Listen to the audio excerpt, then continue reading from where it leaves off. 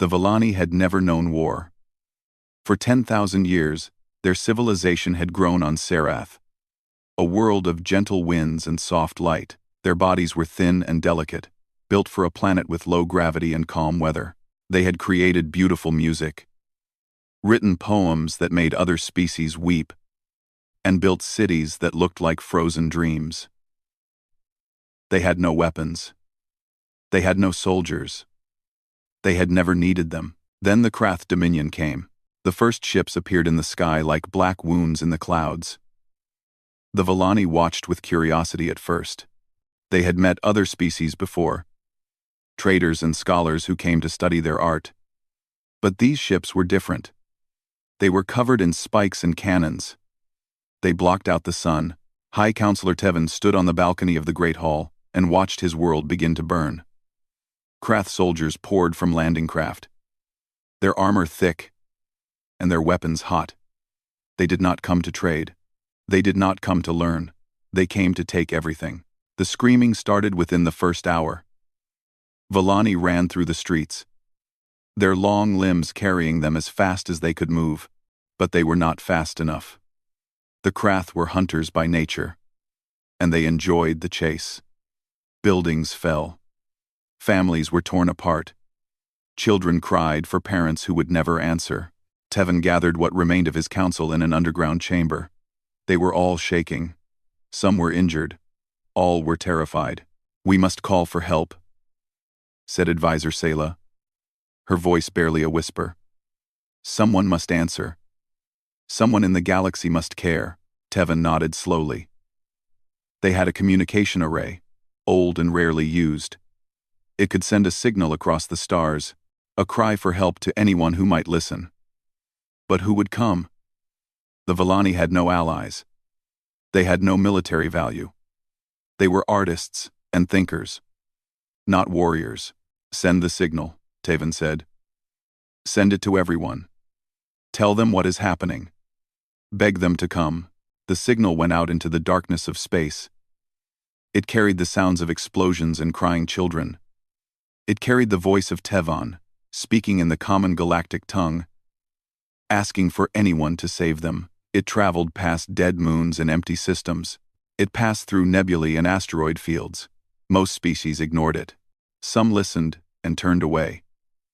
The Villani were not worth the trouble, but the signal also reached a small station orbiting a blue and green planet called Earth. Commander Danny Harper was drinking his third cup of coffee when the alert came through. He was tired. He had been working a double shift, monitoring communications from across the sector. Most of it was routine traffic, shipping manifests, and diplomatic chatter. But this signal was different. His computer flagged it as a priority distress call. Danny put down his coffee and listened. The recording was filled with static, but he could hear voices underneath. Alien voices, high and musical, twisted with fear. He heard explosions. He heard what sounded like children screaming. Then he heard words in broken common tongue. "Please, anyone. They are killing us. We have no weapons. We cannot fight. Please help us. Please." Danny felt something cold settle in his stomach. He had heard distress calls before. He had heard ships breaking apart and crews saying goodbye to their families. But this was different. This was an entire civilization begging for its life. He forwarded the signal to his superior officer and added a note.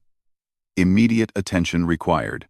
Admiral Laura Kent received the message in her office aboard the command station. She was 62 years old, with gray hair cut short and scars on her hands from battles she rarely talked about. She had commanded ships in 3 interstellar conflicts. She had lost friends, soldiers, and parts of herself that would never grow back. She was tired of war, but when she listened to the recording, she felt something wake up inside her, something old and fierce. She played the recording 3 times. She studied the star charts and identified the source, a system called Serath, home to a species called the Villani. Her intelligence files told her everything she needed to know. The Villani were peaceful. They had no military. They were being attacked by the Krath Dominion, a brutal empire that conquered weak species for resources and slaves. Admiral Kent closed her eyes and thought about what to do. The Volani were strangers. They had never helped humanity.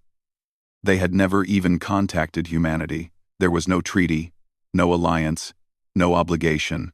Earth could ignore the signal, and no one would blame them. She opened her eyes and reached for her communicator. "This is Admiral Kent," she said. "Authorization code 77 Alpha. I am ordering the activation of the 9th Fleet. All ships are to begin combat preparations immediately. We deploy in 12 hours. The order spread like fire through the military network. Across human colonies, warships began to wake from their docks. Engineers ran to their stations. Pilots climbed into cockpits. Soldiers received deployment notices on their personal devices and began packing their gear. Sergeant Kyle Morrison was in a bar on Mars when his communicator buzzed. He looked at the message and felt his heart beat faster. Full deployment, combat expected. He finished his drink, paid his tab, and walked out into the red dust of the Martian evening. Kyle had been a Marine for 15 years. He had fought on worlds with acid rain and worlds with no air at all. He had lost friends in battles that most civilians would never hear about. He was tired, like all old soldiers were tired. But he was also ready. He was always ready. He gathered his squad at the deployment center. They were young, most of them, with eager eyes and nervous hands. Private Ben Torres was only 22, fresh from training. Medic Megan Cross was 25, with steady hands and a calm voice. Private Lisa Harding was 23, small but fierce, with the highest accuracy scores in her class. Kyle looked at them and felt the weight of responsibility settle on his shoulders. These were his people now. He would bring them home, or he would die trying. "Listen up," he said. "We have a mission. There is a species called the Volani on a world called Sarath. They are being attacked. They cannot defend themselves. We are going to help them." Private Torres raised his hand. "Sergeant, why us? Why are we helping strangers?" Kyle thought about the question for a moment. It was a fair question. Humans had enough problems of their own. They had their own enemies, their own struggles, their own worlds to protect. Why risk their lives for aliens they had never met? "Because they asked," Kyle said finally. "Because they are dying, and they called for help. And because we are humans. We answer." The squad was quiet for a moment. Then Torres nodded, and the others nodded with him. That was enough. That was all the reason they needed. 12 hours later, the 9th Fleet left Earth space. 47 warships, carrying thousands of soldiers, sailed into the darkness between stars. They were called the Iron Tide, and they were coming for the Krath. In the underground chamber on Sarath, High Counselor Tevin huddled with the survivors and prayed to gods he was not sure existed. The signal had gone out days ago. No one had answered. No one was coming. He did not know that help was already on its way. He did not know that the most dangerous species in the galaxy had heard his cry. He did not know that the Deathworlders were coming, but he would learn soon enough. The Krath Dominion had conquered 43 worlds. Their empire stretched across an entire arm of the galaxy, built on the bones of weaker species. They had never lost a war. They had never met an enemy they could not crush. Commander Vexar stood on the bridge of his flagship and watched his fleet orbit the conquered world of Sarath. Everything was going according to plan. The Volani had been easy to break. They had no weapons, no training, no will to fight. His soldiers had swept through their cities like fire through dry grass. Soon the resource extraction would begin. The Volani would be sorted into workers and breeding stock. Their beautiful cities would be torn down to make room for mining equipment. Another world would be added to the Dominion's collection. Vexar was thinking about his promotion when his sensor officer made a strange sound. "Commander," the officer said, his voice uncertain. "We are detecting ships entering the system." Vexar frowned. "What ships?" "The Volani have no fleet. They are not Volani ships, Commander. The signatures are unknown. They are coming from the outer edge of the system." Vexar walked to the sensor station and looked at the display. He saw 47 contacts, all moving in tight formation. They were big ships, heavily armed. Their design was unlike anything he had seen before. "Identify them," he ordered. The sensor officer worked his controls. The computer searched its database. Then a name appeared on the screen, and the officer went very still. "Commander," he said quietly. "They are human ships." Vexar felt something cold touch his spine. He had heard stories about humans. Everyone had heard stories. They came from a world called Earth. A death world with crushing gravity and extreme temperatures. The air was thick with oxygen, which most species found poisonous. The surface was covered with predators, diseases, and natural disasters. Everything on Earth tried to kill everything else, and somehow, humans had not only survived on this nightmare world, they had thrived. They had built cities and ships and weapons. They had spread across the stars. They had fought wars against species that should have destroyed them, and they had won every single one. But those were just stories, Vexar told himself, exaggerations, myths spread by frightened traders and superstitious fools. Humans could not be as dangerous as the legends claimed. No species could. "Open a channel," Vexar said. "Tell them this system is under Krath control. Tell them to leave, or be destroyed." The message went out. For several minutes, there was no response. Then a voice came through the speakers, calm and clear, speaking perfect common tongue. "This is Admiral Laura Kent, of the United Earth Defense Force. You are attacking a civilian population that has asked for our help. You will withdraw your forces from this system immediately. This is not a negotiation. This is your only warning." Vexar almost laughed. One fleet against the Krath Dominion. One species against an empire that had crushed dozens of others. These humans were either very brave or very stupid. "Admiral Kent," he replied. "The Villani belong to us now. Turn your ships around and return to your own space.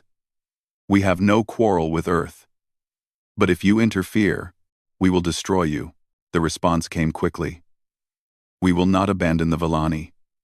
You have 1 hour to begin withdrawal. After that, we will remove you by force." Vexar cut the channel and turned to his officers. "Battle stations," he said. "These humans need a lesson in Krath power." Across the Krath fleet, ships powered up their weapons and moved into attack formation. They outnumbered the human fleet nearly 2-1. Vexar was confident. He had fought many battles against many enemies. These humans would learn that the Krath Dominion did not make idle threats. But on the human flagship, Admiral Kent was not worried about the numbers. She had studied the Krath for months. She knew their tactics, their weaknesses, their arrogance. She also knew what her people were capable of. "All ships," she said into her communicator. "Weapons free. Begin attack." The human fleet moved forward. Not slowly, not carefully, but fast.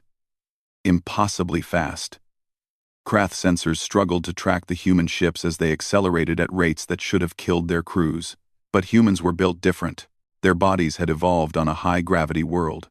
They could handle acceleration that would turn most species into paste. Lieutenant Commander Amy Vance led the first strike wing. Her fighter was small and fast, armed with missiles and plasma cannons. She had flown in combat 17 times. She had never lost a wingmate. She did not plan to start today. "All fighters, follow my lead," she said. "Target their forward cruisers. Hit them hard and fast." The human fighters screamed toward the Krath blockade. Krath gunners opened fire, filling space with plasma bolts and missiles. But human pilots were faster. They reacted in fractions of a second, dodging and weaving through the fire.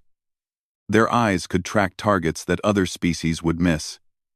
Their hands could make adjustments that other species could not even imagine. Amy locked onto a Krath cruiser and fired. Her missiles struck the ship's shields, overloaded them, and punched through the hull. Secondary explosions tore the cruiser apart from the inside. "First kill," she said calmly. Moving to next target. Commander Vexar watched in disbelief as his ships began to die. The humans were not fighting like any enemy he had faced. They did not form defensive lines. They did not wait for openings. They attacked constantly, from every direction. With a speed and aggression that was almost animal. Focus fire on their flagship, Vexar ordered. Take out their leader. But Admiral Kent had anticipated this. She ordered her ship to advance, not retreat. The flagship moved toward the Krath fleet, its guns blazing. Krath ships tried to surround it, but human escort vessels cut them apart before they could get close. On the surface of Sereth, the Vellani looked up at the sky. They saw flashes of light, distant explosions, streaks of fire across the stars. They did not understand what was happening. They only knew that something terrible was happening to their oppressors. High Counselor Tevin emerged from the underground shelter and stared at the sky. A young Vellani child tugged at his robe. "Counselor," the child said. "What is happening? Who is fighting the Krath?" Tevin did not know how to answer. He had never seen ships like the ones in orbit. He had never heard of anyone challenging the Krath dominion. "I do not know," he admitted. "But someone has come. Someone has answered our call." In orbit, the battle raged on.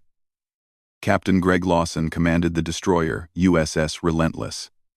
His ship was smaller than the Krath cruisers, but it was faster and tougher. Human ships were built like their creators, designed to survive damage that would cripple other vessels. A Krath cruiser scored a direct hit on the Relentless. The ship shook violently, alarms screamed. Damage reports flooded in. The hull was breached, engines were damaged, half the weapons were offline. "Sir," his first officer said, "we should pull back and repair." Captain Lawson shook his head. "Negative. Keep fighting.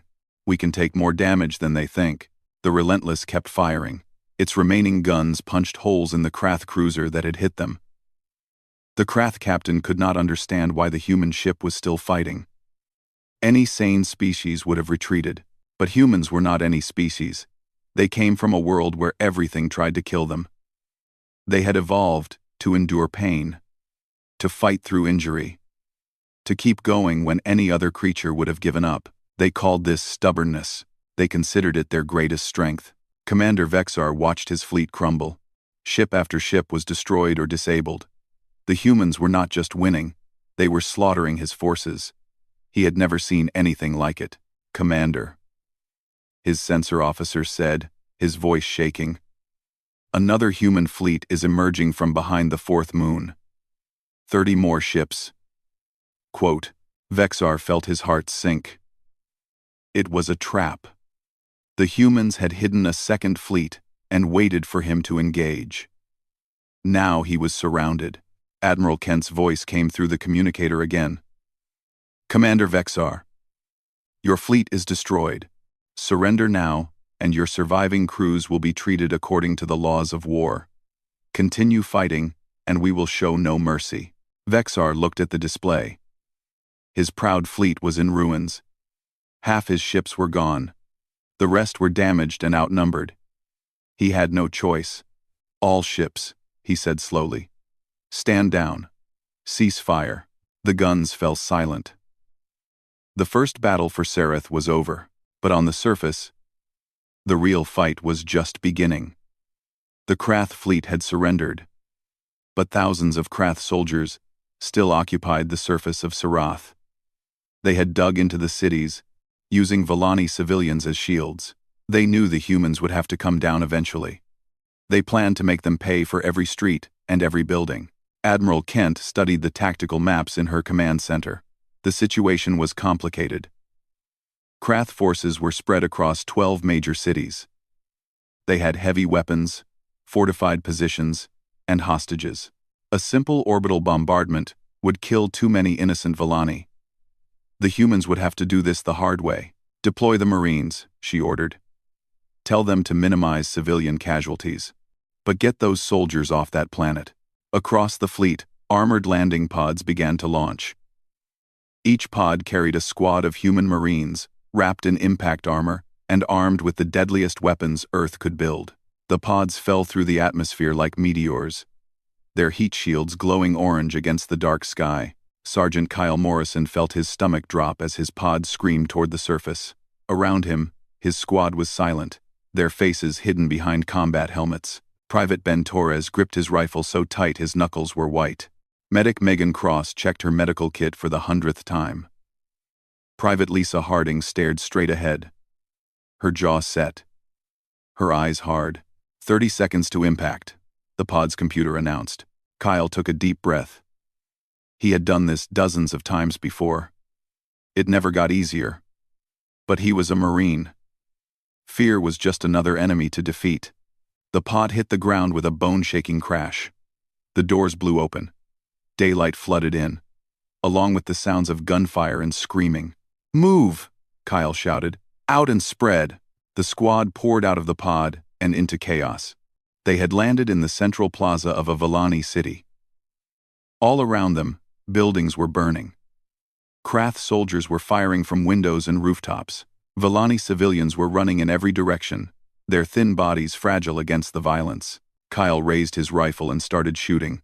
His first burst took down a Krath soldier on a balcony. His second killed one, running across the plaza. The Krath were big and strong, with thick armor and powerful weapons. But they were slow compared to humans. They could not react as quickly or aim as precisely. "Torres, left flank," Kyle ordered. "Harding, cover that rooftop. Cross, stay behind me." The squad moved like a single organism, each member knowing their role without being told. They had trained for this. They had prepared for this, and now they were proving why humans were the most feared ground soldiers in the galaxy. The Krath had expected the humans to fight like other species, careful, defensive, taking cover, and waiting for openings. Instead, the humans attacked. They pushed forward constantly, never giving the Krath time to regroup or plan. When one human fell, the others kept going. They did not mourn during battle. They did not hesitate. Private Ben Torres saw a collapsed building with small hands reaching through the rubble. Villani children, trapped and crying for help. Without thinking, he ran toward them. "Torres!" Kyle shouted. "What are you doing?" "Children, Sergeant. There are children in there," Kyle cursed under his breath. But he understood. They were not just here to kill Krath. They were here to save people. "Cover him," he ordered the squad. Torres reached the rubble and started digging. The stones were heavy, but human muscles were built for strength. On Earth, they had evolved to carry loads that would crush most species. Torres lifted rocks that would have taken 3 Villani to move. He pulled one child free, then another, then a third. The children stared at him with huge, terrified eyes. They had never seen a human before. Torres was big and loud and covered in armor. He must have looked like a monster to them. But then Torres took off his helmet and smiled at them. "It is okay," he said slowly, using the simple, common tongue words he had learned. "You are safe now. I am here to help." One of the children, a tiny girl with silver skin, reached up and touched his face. Her hand was cold and delicate against his rough skin. She said something in her own language that he did not understand, but her meaning was clear. "Thank you." Torres felt something twist in his chest. This was why they were here. Not for glory, not for conquest, but for moments like this. Across the city, medic Megan Cross had set up a field hospital in an abandoned building. Wounded Villani were being brought to her constantly, carried by other Villani or by human soldiers. She worked without rest, her hands moving from patient to patient, stopping bleeding and setting bones, and doing everything she could to keep people alive. The Villani doctors watched her with amazement. Megan had been working for 18 hours straight. She had not eaten. She had not slept. She was covered in blood and sweat. But she kept going. "How?" one Villani doctor asked her. "How can you function like this? You should have collapsed hours ago." Megan looked up briefly from her patient. "Humans are persistence hunters," she explained. "On our world, we used to chase animals until they collapsed from exhaustion. We can keep going longer than any other species. It is how we survived." The Villani doctor shook his head in wonder. These humans were impossible creatures. They should not exist. No species from such a deadly world should have developed compassion and medicine and the desire to help strangers. Yet here they were. The ground war continued for 3 days. Human Marines pushed the Krath back, street by street, building by building. The Krath fought hard. They were not cowards, but they were facing something they had never encountered before. Humans did not stop. When they were wounded, they kept fighting. When their weapons ran dry, they fought with knives and fists. When their friends fell, they did not break. They got angry, and an angry human was the most dangerous thing in the galaxy. Corporal Pete Garcia carried 3 wounded Marines to safety across 200 meters of open ground while under fire. He took a plasma bolt to his leg halfway across. He did not stop. He dragged himself and his comrades to cover, then turned around and started shooting back. Private Lisa Harding took a shot to her right arm that destroyed the bone. She switched her rifle to her left hand and kept firing. When medics tried to pull her back, she refused. "I can still fight," she said. "I will rest when the job is done." The Krath soldiers began to whisper among themselves. They shared stories of what they had seen. Humans who would not die, who would not retreat, who seemed to feel no pain. Some began to call the humans demons. Others called them worse things, but the Villani called them something else. They called them saviors. High Counselor Tevin walked through the streets of his ruined capital with a human escort. He saw his people emerging from shelters, thin and frightened but alive. He saw human soldiers handing out food and water, treating wounded Villani, playing with children who had lost their parents. These creatures came from a world of death. Their bodies were built for violence. Yet they used their terrible strength to protect the weak. Tivan approached a human soldier who was sitting on a pile of rubble, eating something from a small package. The soldier was young, with dirt on his face and exhaustion in his eyes, but he smiled when he saw Tevin and stood up to greet him. "You came for us," Tivan said slowly. "You did not know us. You owed us nothing." "Why?" The soldier thought about the question. He was just a private, not a philosopher. But he had an answer. "Because you needed help," he said simply. "And we could give it. That is enough reason for us." Tevin did not fully understand. In his experience, the galaxy was cruel. Species took what they wanted and destroyed what they could not use. Compassion was a weakness that got you killed, but these humans were different. They were the deadliest species Tevin had ever seen, and they had used that deadly strength to save strangers. Perhaps, Tevin thought, the galaxy was not as simple as he had believed.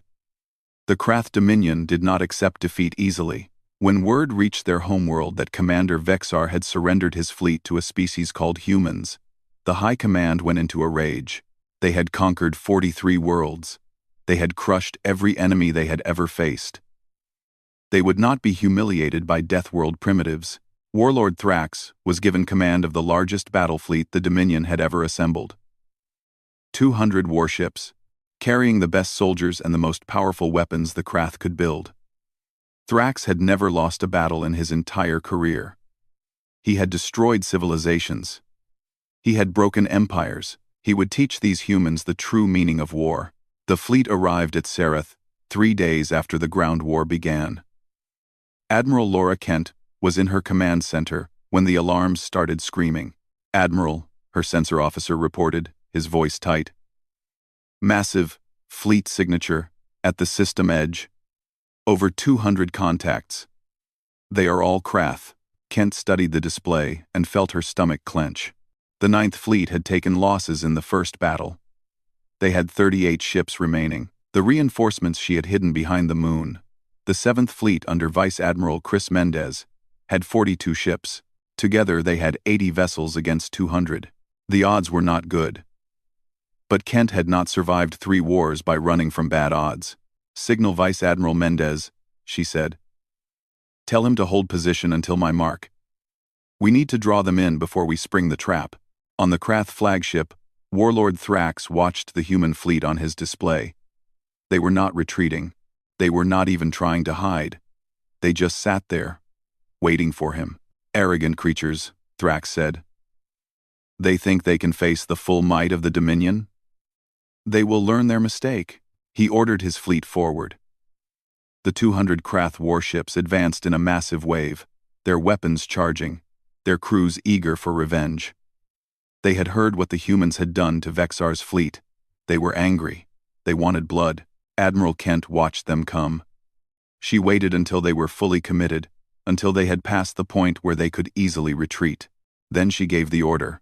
All ships, begin attack pattern Delta. Vice Admiral Mendez, you are clear to engage. The 7th Fleet emerged from behind the moon like ghosts becoming solid. 42 human warships appeared on the Krath sensors. Already firing, already killing. The Krath were caught between two forces, surrounded, outmaneuvered. But Thrax did not panic. He was a veteran of 100 battles. He knew how to fight against bad odds. All ships, focus fire on the enemy flagship, he ordered. Kill their leader and the rest will fall. Every Krath ship that could get a clear shot turned their weapons toward Admiral Kent's command ship. The barrage was overwhelming. Human escort ships tried to intercept, but there were too many shots, too many missiles, too much firepower. The flagship shook violently as hits landed on its hull. Explosions tore through multiple decks. Fires broke out. Crew members died at their stations. The bridge itself took a direct hit that killed half the officers and threw Admiral Kent against a wall. She woke up on the floor, her head bleeding, her left arm broken. Alarms were screaming. Smoke filled the air. Someone was shouting that the engines were offline. Admiral, a young officer cried, we have to abandon ship. The reactor is failing. Kent grabbed a console and pulled herself up. Her vision was blurry. Every breath hurt. But she was still alive. And that meant she still had a job to do. Get me a wheelchair, she said through gritted teeth. I am not leaving this bridge. They found a medical chair and strapped her in. The ship's doctor tried to protest, tried to tell her she needed surgery. Kent ignored him. She looked at the display and started giving orders. Shift all remaining power to weapons. Signal the Relentless to cover our port side. Tell Mendez to push harder on their right flank. Blood ran down her face. Her broken arm hung useless at her side. But her voice was steady, and her mind was clear. The crew saw their admiral. Wounded and bleeding. Still fighting. It gave them strength they did not know they had. On the surface, Sergeant Kyle Morrison received new orders from orbit. The Krath had landed reinforcements at a command center on the outskirts of the capital. They were coordinating their remaining ground forces from there. If the humans could destroy that center, the Krath troops would be blind and scattered. Kyle gathered his squad and every Marine he could find. 53 soldiers in total. Most of them wounded in some way. They were tired. They were hurt, but they were human, and humans did not know how to quit. This is going to be ugly, Kyle told them. The Krath know we are coming. They will throw everything they have at us. Some of us will not make it back. He looked at their faces. He saw fear there, but also determination. These were soldiers who had crossed the stars to help strangers. They were not going to stop now. Let us finish this, Private Lisa Harding said. Her arm was in a sling, but she had a pistol in her good hand. I still have one arm that works. They moved through the ruined city like shadows, fast and quiet. Krath patrols tried to stop them. Kyle's Marines cut through them like knives through paper. They reached the command center in less than an hour. The building was a fortress. Thick walls, heavy guns, hundreds of Krath soldiers inside. A normal assault would take days and cost hundreds of lives. Kyle did not have days. He did not have hundreds of soldiers. He had 53 battered Marines, and one chance to end this. Torres, Harding, you are with me, he said. We go through the front door. Everyone else, hit them from every other direction. Make them think we have 1,000 soldiers out here. The assault began with explosions. Human grenades blew holes in the walls. Marines poured through, firing at everything that moved. The Krath were ready for them. but they were not ready for human speed and human aggression. Kyle kicked in the front door and started shooting before his feet touched the ground. Torres was beside him, his rifle barking death. Harding came behind them, her pistol dropping Krath with every shot. The Krath fought back hard. These were elite soldiers. The best the Dominion had. They were not afraid to die. But they were facing humans. And humans were something beyond their understanding. A Krath soldier tackled Kyle and knocked his rifle away. They rolled across the floor, fighting hand to hand. The Krath was bigger and stronger, with natural armor and claws that could tear through steel. But Kyle was human. His ancestors had killed animals with their bare hands. His body was built for this kind of violence. He got his knife free and drove it into the gap between the Krath's armor plates. The soldier screamed and went limp. Kyle pushed the body aside and kept moving. They reached the command center's heart in 20 minutes. The Krath commander there tried to surrender, but he was too late. The damage was done. His communications were destroyed. His maps were burned. His soldiers on the surface were now blind. In orbit, the tide was turning. Warlord Thrax watched his fleet die around him. The humans were relentless. No matter how many they killed, more kept coming. Their ships did not retreat when damaged. Their crews did not surrender when outnumbered. They just kept fighting. Warlord, his first officer said quietly, "We have lost over 100 ships. Our formation is broken. We cannot win this battle." Thrax stared at the display. He had never lost. He had never even come close to losing. But these humans were not like any enemy he had faced. "What are they?" he whispered. "What kind of creatures are they?" His first officer did not have an answer. Neither did Thrax. Admiral Kent's voice came through the speakers, calm despite her wounds. "Warlord Thrax, your fleet is destroyed. Your ground forces are scattered. You have lost. Surrender now, and your surviving crews will live. This is your only offer." Thrax looked at his options. He had none. The great warlord, the undefeated commander, the pride of the Krath Dominion, had been beaten by Deathworld primitives. "All ships," he said slowly, his voice heavy with shame. "Stand down. Cease all hostilities." The battle for Sereth was over. The humans had won. The silence after battle was strange. For days, the skies of Sereth had been filled with fire and thunder. Now, there was only quiet, broken by the sounds of recovery. Rescue crews digging through rubble, medical ships landing with supplies, Villani voices calling for lost family members. Admiral Laura Kent sat in a wheelchair on the observation deck of a temporary command station. Her arm was in a cast. Her head was wrapped in bandages. Doctors said she was lucky to be alive. She did not feel lucky. She felt tired. But the job was not done yet. Warlord Thrax was brought before her in chains. He was the most decorated commander in Krath history, the conqueror of a dozen worlds, the terror of countless species. Now he stood in a borrowed room on a conquered planet, facing a woman half his size who had broken his empire. "You wanted to see me," Thrax said. His voice was flat, empty of pride or anger. "Why?" Kent looked at him for a long moment. In another universe, she might have hated this creature. He had killed innocents. He had enslaved civilizations. He represented everything humanity had sworn to fight against. But she was too tired for hate. She just wanted to understand. "I wanted to ask you a question," she said. "You could have left. When you saw what we did to Vexar's fleet, you could have retreated. Why did you come here to die?" Thrax was silent for a moment. Then he shook his head slowly. "Because I did not believe," he said. "The reports seemed impossible. No species from a death world could be this organized, this disciplined, this powerful. I thought Vexar had failed because he was weak. I thought I could succeed where he had not." He paused. "I was wrong. You humans are not like anything we have encountered. You fight like animals, but you think like scholars. You are ruthless in battle, but you show mercy afterward. You came across the stars to save a species you had never met, for no reward, with no benefit to yourselves. He looked at her directly. I do not understand you. I am not sure anyone in the galaxy will ever understand you. Kent nodded slowly. She did not try to explain. Some things could not be put into words. Humanity was what it was.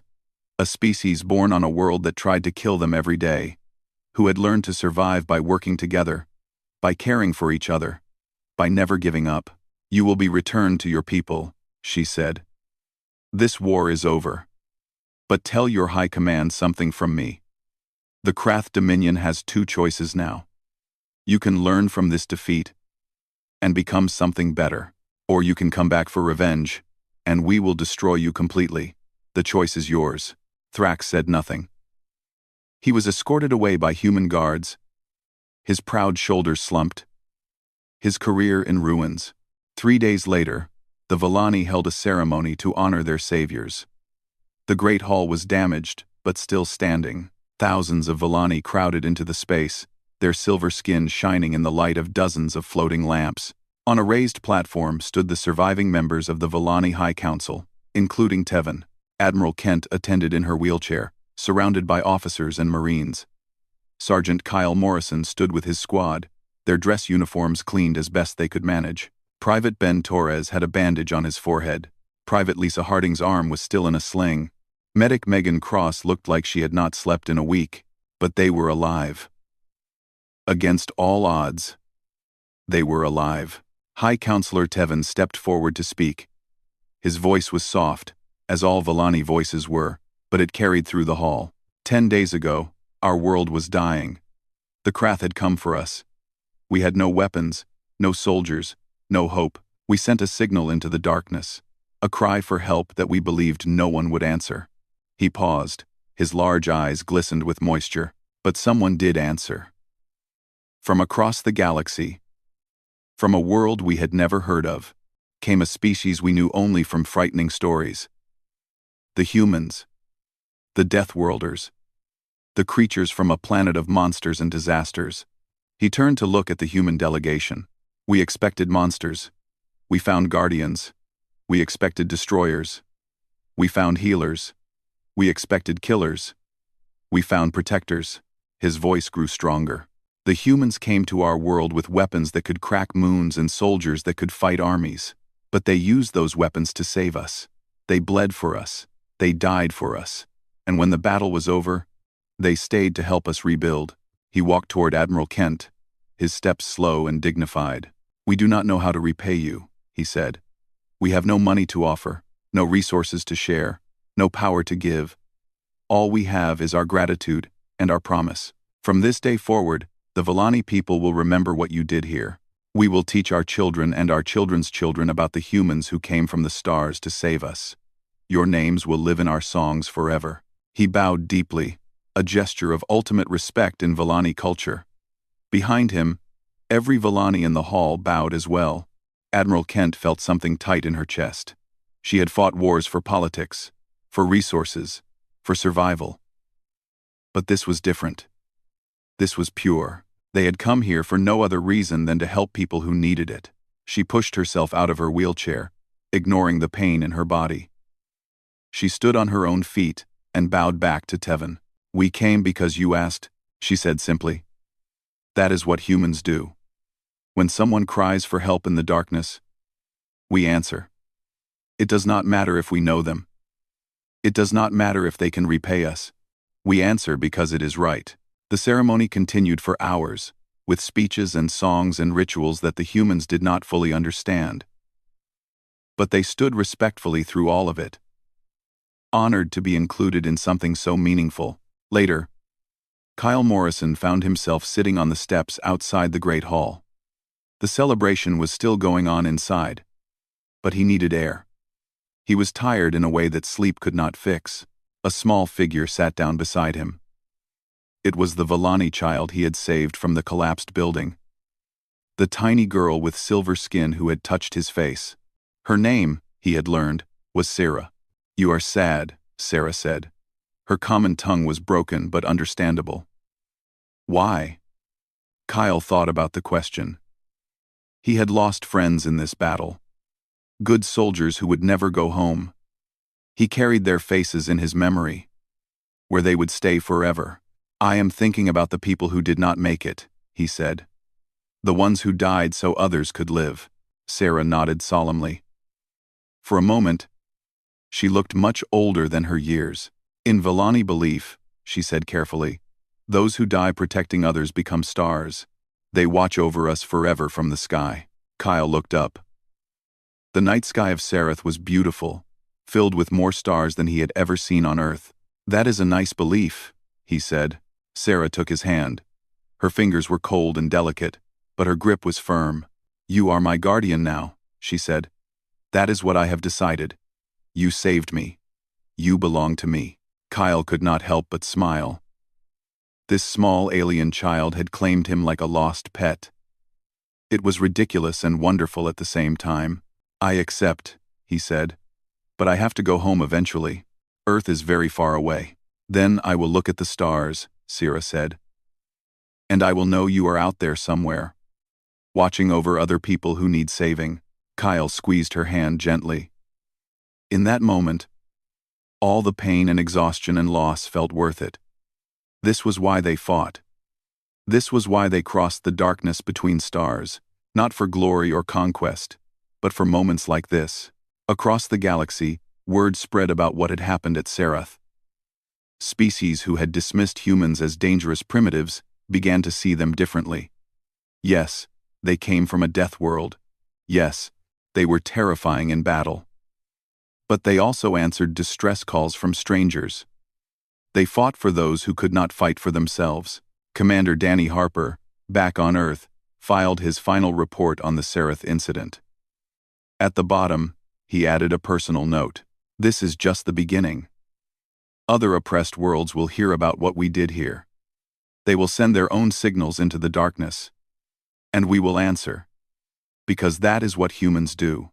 We came from a world of death, but we carry life wherever we go. We are the Deathworlders. And we have only just started."